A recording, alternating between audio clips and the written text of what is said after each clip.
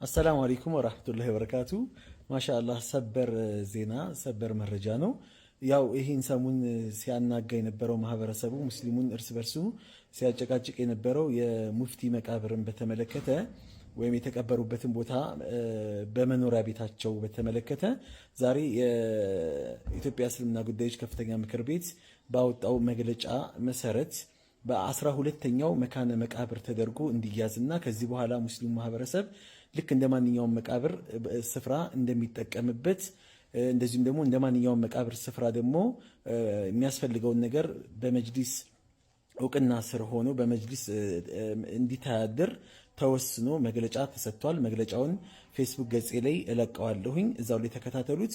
ማሻአላህ ይሄ ነው የሚፈልገው።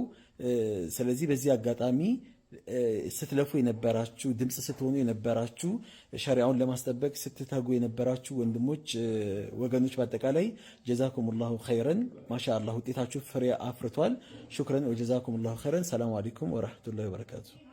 መነጋገሪያ ስለነበረው የመካነ መቃብር ጉዳይ መግለጫ ተሰጥቷል። የተቀዳሚ ሙፍቲ ሐጂ ዑመር ኢድሪስ የተቀበሩበት ስፍራ ሁሉም ምእመን የሚቀበርበት ስፍራ ነው ተብሏል። የአዲስ አበባ እስልምና ጉዳዮች ምክር ቤት ባወጣው መግለጫ ነው ይሄንን ያሳወቀው። ተቀዳሚ ሙፍቲ የተቀበሩበት ቦታ ከአዲስ አበባ ከተማ አስተዳደር ፕላንና ልማት ኮሚሽን በደብዳቤ ቁጥር እንግዲህ እንደምትመለከቱት ፍቃድ የተሰጠው መሆኑንና በተጻፈ ደብዳቤ ከቅይጥ መኖሪያነት ወደ መካነ መቃብርነት የተቀየረ መሆኑን ለማረጋገጥ ችለናል። ስፍራውን በአዲስ አበባ ውስጥ እንደሚገኙት የህዝበ ሙስሊሙ መካነ መቃብሮች በመቁጠር በ12ኛ መካነ መቃብርነት እውቅና ሰጥተነዋል ነው የሚለው መግለጫው። በመሆኑም የመቃብር ስፍራውም ተጨማሪ የማስፋፊያ ጥያቄም ለመንግስት ከማቅረባችን በተጨማሪ ማንኛውም ሙስሊም ሲሞት የሚቀበርበት በመሆኑም ለመካነ መቃብሩ አስፈላጊውን ጥበቃ፣ ድጋፍና ክትትል በመጅሊሱ በኩል እንደሚደረግለት ማሳወቅ እንወዳለን ይላል መግለጫው።